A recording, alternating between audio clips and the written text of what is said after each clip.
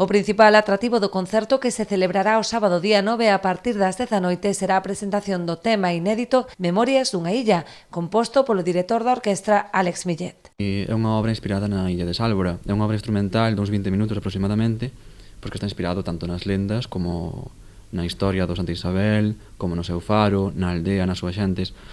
Eu penso que é unha obra moi nosa porque compaxina tanto ritmos galegos como sonoridades moi nosas. E bueno, unha vez máis tamén dar gracias a toda a orquesta, porque o traballo foi de 6 meses, dende xaneiro ata que temos os ensaios xerais agora este fin de semana que ven. O concerto inclúe tamén outra composición instrumental do director, así como un amplo e variado repertorio de músicos galegos.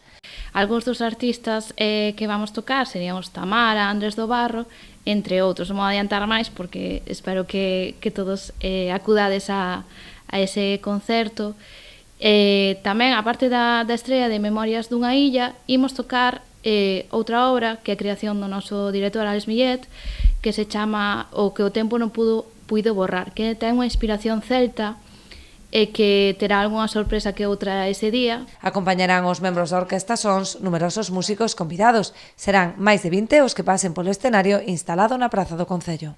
Unha oportunidade única para ver algo diferente, algo novidoso, algo que ademais van a estar eles, pero tamén vai haber moitos músicos que veñen de fora e que os van a estar acompañando, polo tanto, hai que dicir que hai un traballo por detrás de coordinación, de ensayos, de traballo inmenso, e que eu creo que se vai a ver, pois, feitos realidade ese 9 de xullo.